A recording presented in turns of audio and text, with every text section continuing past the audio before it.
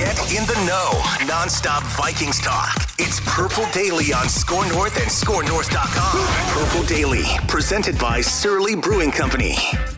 And so for us, it was just a matter of execution. Mr. Wright did an unbelievable job.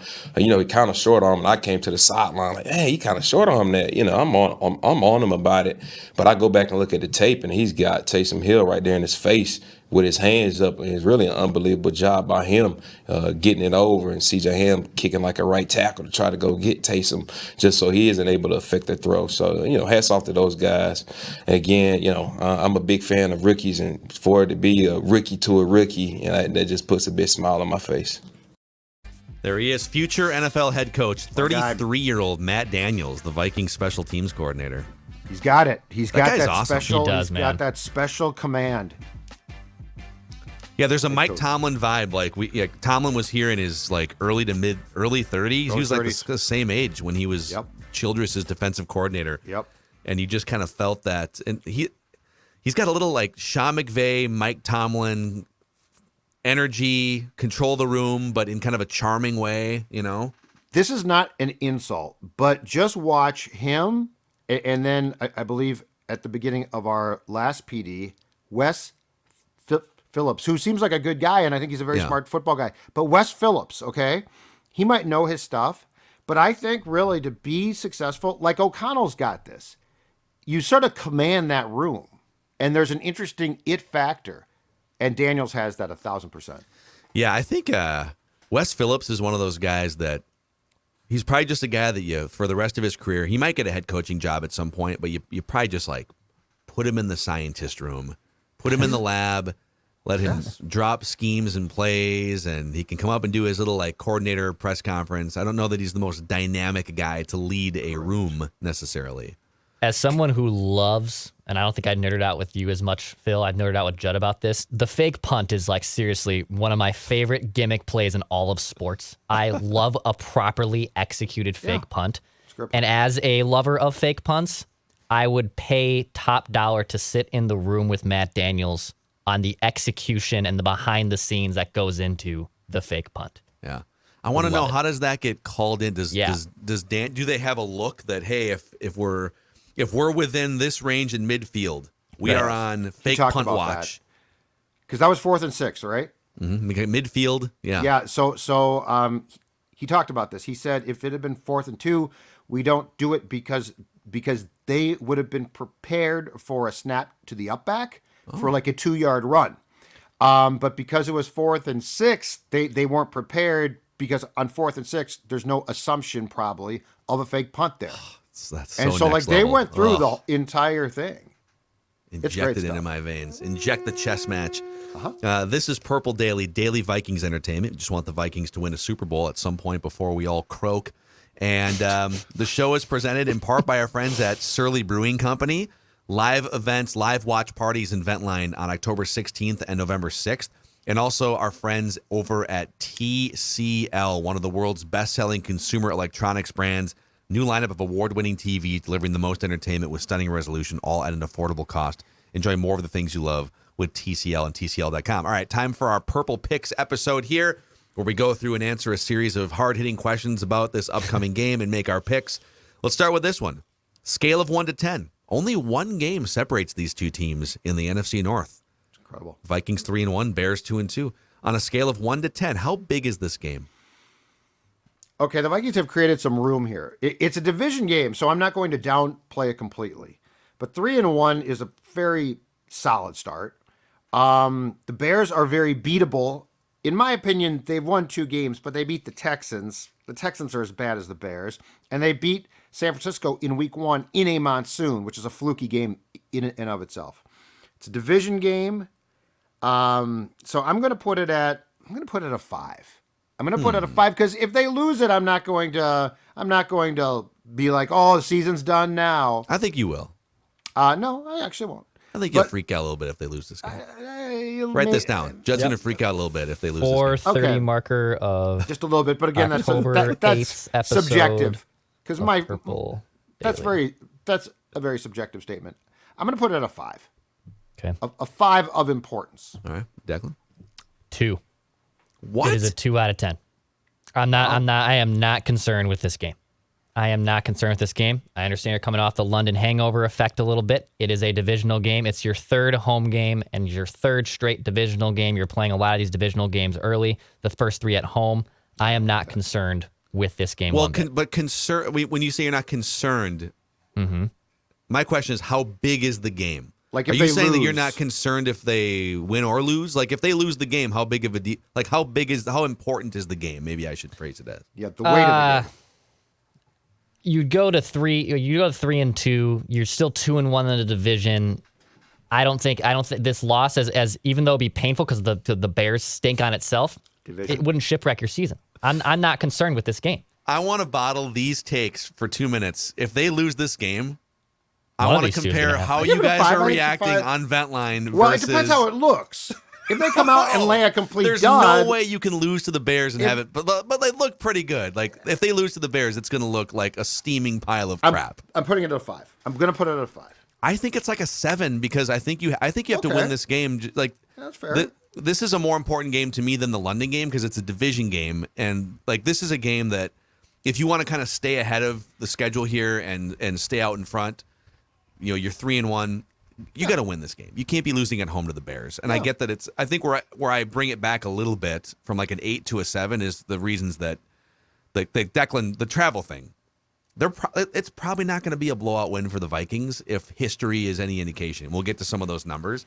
I think any division game has to be fairly important from a magnitude standpoint because of the tiebreakers involved and everything. So you guys are totally cool if they lose it, though, and I'm at 5. excited to I'm not see totally your cool. Declan's cooler your than I zen am. reaction on Sunday if they I am. lose. A 5 and a 7 are not that far apart.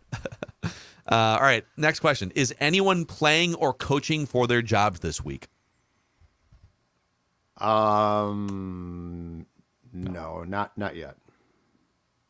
No. I wonder if Ed Ingram might be playing for his job soon. He's been Jesse Davis pretty is rough so inactive far. every week, and he's the backup. He's never active. So they're not even concerned enough to like replace him in game. Okay. No. Yeah. On the I guess we could do this for the opponent too. I think it's Yeah. way too early to say that Justin Fields is playing for his job, but he's been nobody. atrocious. Yeah.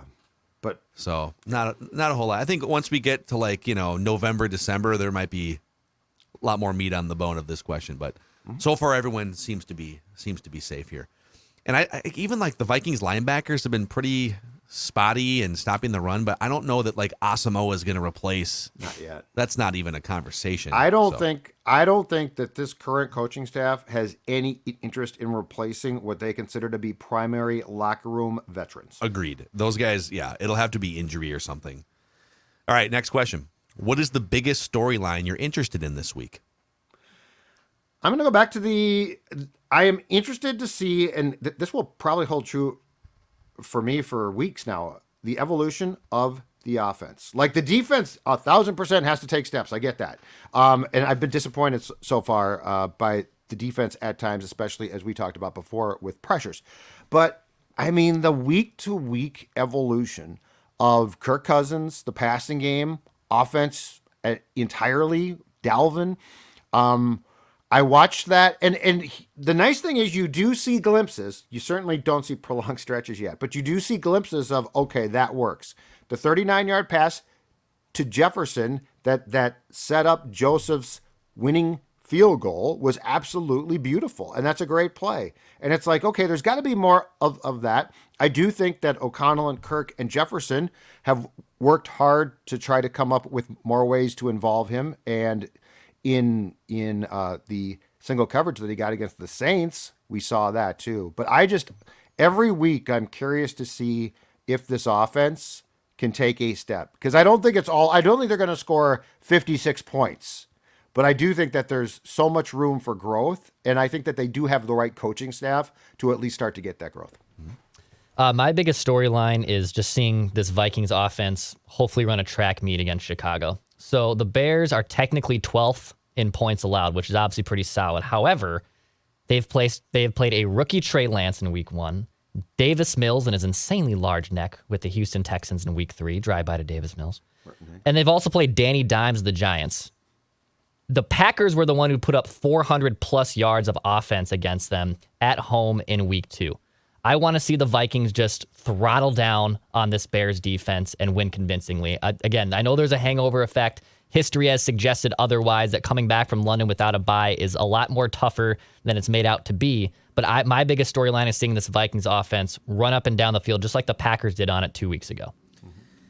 Yeah, I'm kind of torn here because I think the biggest storyline remains the KOC Kirk Cousins partnership, and because that's really the key to this franchise right now is, can those guys together bring this offense from middle of the pack right now in yards per play and points per game and everything up into the top 10. I mean, this has to be a top 10 offense with the weapons. The offensive line is fine enough, and Cousins, and they're not really close to that right now. So that the continued partnership of the two guys that lead this offense, Kevin O'Connell and Kirk Cousins, but it is against a defense and against some bad quarterbacks and some weak competition that's not been. I think the Bears defense is worse than the numbers have shown, but the numbers have been fairly friendly for the Bears defensively so far. And that brings us to the next question here, which is, what scares you the most about this Bears team? I believe they get pressure pretty well, and that scares me because I really like the tackles. The interior of the Vikings offensive line I like more than I did previously, but I don't love them. And I feel like it's week to week. Like one week, Cleveland will grade out fantastic, right? And Ingram will be terrible, and Bradbury will be middle of the pack. And the next week, Cleveland's way down in the PFF grades, and Ingram is way up. And it's just sort of spirals. And what scares me is if those guys have a bad game and Kirk gets constant pressure, like that's a pressure point with Kirk, no pun intended, that can be a real problem. So that's what scares me. Because there's not a lot of things about the Bears where I'm like, oh my God, it's the Bears. They're good. Oh my God. But if Kirk starts to get hit, and let's just say Kirk fumbles or something, again, Kirk isn't the personality type to say, okay, screw it, I'm fine. So that's what scares me. Chicago does run the ball pretty effectively. They're third in rushing. They're third in rushing attempts. They use a committee of different running backs to get it done there. I guess if you're the Vikings defense, who has been susceptible to having problems against the run for basically the last 3 seasons, if Chicago gets in a rhythm and they're just handing off the ball, getting big chunk play runs, taking time off the clock, Justin Fields won't beat you necessarily, but that running game can just kind of make things, throw a wrench into the plans of the Vikings winning this game. So if they establish the run early and they're just able to chew up enough the clock, that's probably what concerns me the most about the Bears.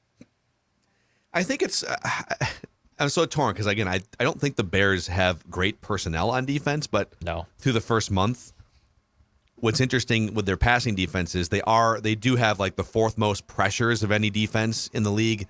And Kirk Cousins is not good again. Statistically, he's just not been. The first half against the Packers, he was great against pressure, but he has not been good against pressure.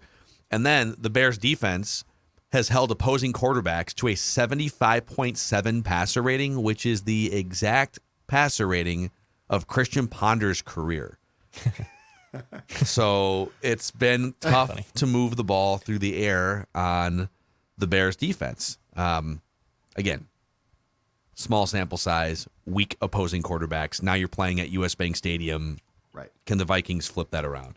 But I think could I see like the Bears getting out with a nice opening drive, run the ball down the Vikings' throats a little bit, get Justin Fields out on the run on the perimeter and some bootlegs, and then some weird. This is how the Bears games work, man. And then the Bears get pressure on Cousins through Ed Ingram, and boom, there's like a strip sack. Like that's what you don't want to happen. But there is a scenario in which that happens, and you got to dig your way out. It's kind of the Lions game.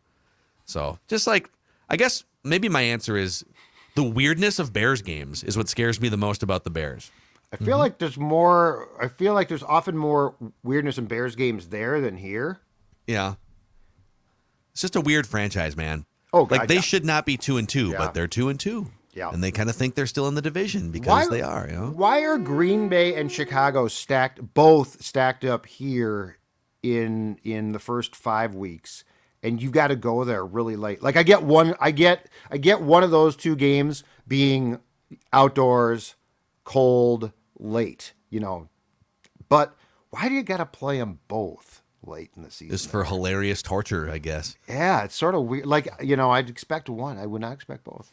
Hilarious torture. Hilarious. All right, before we get to our official picks here and go through some of what the the market trends are on this game, a shout out to the official dog food of Mackie and Judd and Purple Daily. That would be Nutrisource. Specifically, as you see on the YouTube channel here, that glorious scoop of Nutrisource chicken and rice that Maya Mackey is about to devour, Judd. And Nutrisource treats are also a huge winner for our pups. Yes, and in fact, Stella has devised a way 2-for-1 because she gets me up at about 6 and says, Dad, it's time to eat. And I say, okay, I'll feed you. And then by 9 o'clock, she's like, Dad, it's time to go outside again. And that's where, as you can see here, the soft and tasty training rewards become key. So before I even start this podcast, Stella has dipped into the Nutrisource not once but twice. That's a smart dog, and it's because she loves it. You know what's funny about Maya? She will now. So she's she's 3, but we've only had her for like 5 or 6 months, and she was in different shelters, and she had not really been trained to do anything. So at first she had kind of a hard time with sit. She just didn't understand the mechanics of it. Now she'll just come and sit, thinking that you have a treat, a Nutrisource treat in your pocket. Just look Dogs at are me, smart, see, I'm man. sitting. Can I get which I often do. I carry them around in my pocket. In your pocket. NutrisourcePetFoods.com to find a Nutrisource retailer near you. Also, thanks to Federated Mutual Insurance Company for helping us push forward here on Purple Daily, Score North as an entity, and for helping countless business owners in and around and outside of the state of Minnesota. These people are experts in risk management, protection, all sorts of tools and resources to help maximize your business. FederatedInsurance.com. And at Federated, it's our business to protect yours. All right, let's pick the actual game here. Vikings are 7.5-point favorites. That's 7.5, Judd. Point favorites here, not 6.5. Well, it's 6.5. Yeah. Okay. Real quick. But we changed real it. quick. We're gonna go. Well, we changed it. Wait, thanks, quick. Phil. We Real changed quick. it. The issue, and I do the same thing. I prep my write that down predictions obviously the night before and days leading up to it. Yeah. When you look at a spread line like that on Tuesday, it's not locked in for Wednesday. You can't use your Tuesday spread pick for a Wednesday prediction. I like Which to is look why at the I ones was- 2 weeks in advance and lock in for Yeah, right. Which yeah. is why I was open to it being changed. You There's weren't no open. I had to controversy bait here. you to get it into it. So I the told you Vikings what I are now, found. for the purposes of this particular segment, the Vikings are now 7.5-point favorites. 75% of the bets are on the Vikings. 64% of the money is on the Bears. So there's some I would assume some smart money coming in on the Bears. That's as that line gets further toward 8. Action Network with maybe the most interesting trend line here for this game. Only 5 times in NFL history has a team returned home from Europe without a bye week. Every single one of those teams was tied or trailing in the fourth quarter the following week. Those teams are 2-3 against the spread, and 2 of the 3 favorites lost straight up. So, but again, these teams come back from London, and all of the time they're either tied or trailing in the fourth quarter because, you're a little bit road weary. Also, according to Action Network, history tells us to be extremely careful backing big favorites coming off short rest and a fast international turnaround. Justin Fields, on the other side of this trend line, has played 5 games against the NFC North. He's 1-4, both straight up and against the spread. The only game that he has won and covered was against the Lions in his first ever start. He has lost 4 straight in division against the spread and straight up. Kirk Cousins, not shockingly, is exactly 63-1 in his career against the spread. So something's got to give. It's Kirk. So we'll start with Judd. All right, Vikings 7.5-point favorites. Who wins? Who covers? So much to digest from this game because of all those stats. But I did watch the Sunday night game between the Bears and Packers in Green Bay after the Vikings had destroyed or beaten Green Bay pretty soundly in week 1. And I'm going to tell you this. I don't think the Bears are going to travel super well. This Bears team is so flawed. And, again, yes, they've won 2 games, but the Texans, again, they stink. And the San Francisco game was sort of a weird game because of the rain. So I am going to go with, because the game is being played here, Vikings 28. Offense is going to start to get on track. I really think that there's a lot of things that haven't completely clicked yet that certainly can. And it's not like we're asking Kirk to be a Hall of Fame quarterback. I mean, it's just things that can click. I think the Vikings defense, I hope to see some adjustments. Like, it's about time to see some adjustments in the scheme. So final score 28 for the Vikings, and the Chicago Bears score 20. Okay. 28-20 in the Bears championship week. I have the Vikings covering the spread. The Vikings are one of the best home teams against the spread since they moved into US Bank Stadium. The Bears are not very good. Yeah, there's some interesting external factors with the London hangover, no bye week. Also, just the teeth clenching that some Vikings fans are probably doing, thinking because they're big time favorites, this will be a lot closer than it is. But I think the Vikings cover this 7.5 point spread. I will say 28-10 Vikings. Oh man, Phil's gonna be tight. I think the logical side of my brain 3-0. No, it's not going to be that bad. I think the Vikings win. I'll start there. The Vikings are going to win this game. I think I had this as a loss before the season, but I just think the Bears are. I thought the Bears would. It's funny because they're 2-2. They are competitive, but they're so anemic offensively. Right. I just don't see them coming into this stadium. So the 7.5 is such an interesting number here. I think this is kind of a field goal fest a little bit I think the Bears are going to move the ball enough and then kind of stall out in the red zone and probably settle for some field goals. So I could see a scenario in which, the Bears are sitting on 9 at some point. Maybe it's 24-9, and the Bears score a touchdown to get to 15, and then they decide they're going to go for 2 because that's the analytically sound thing to do, and then they whiff, and so we're sweating a 2-point conversion or something. So I'm going to say Vikings 24-15 in this game. Oh, and wow. A narrow covering of the 7.5 against my better judgment. But this is a classic trap game. Trap game. Do you think O'Connell helps there? Because I feel like the old school coaches and like Zim would lash back against that. You guys are talking about a trap game. I feel like O'Connell confronts the obvious pretty well. Yeah. How much do you think his demeanor helps with a game like this? A lot. I think about the preparation that went into their trip to London, right? Okay, Right. We're going to get our normal practice weekend, and then instead of traveling during the day, we're just going to travel when we sleep. And then we're going to have 50 layback beds on this plane. Yep. And and I don't know, maybe Zimmer and maybe they would have done the same thing. I don't know. So I don't think they're going to just pish posh, we're coming. I think they're going to know, yep, this is a thing coming back from London. Even if we just don't want to admit it, it's definitely going to be a thing. So let's do some things throughout the week to prepare for it. Yes. O'Connell sat in the back of the plane coming home. He did not take one of the nice chairs. Yeah, he talked about it. He said, I sat in the back. Players did not want to see or hear me, he said. He didn't even sleep. He just sat there and stared ahead for the just entire grinded film. I'm sure he grinded duration film, of the and you play. better grind film. You know what I would have done? I would have said, Ed, sit down. We're going to go through the film.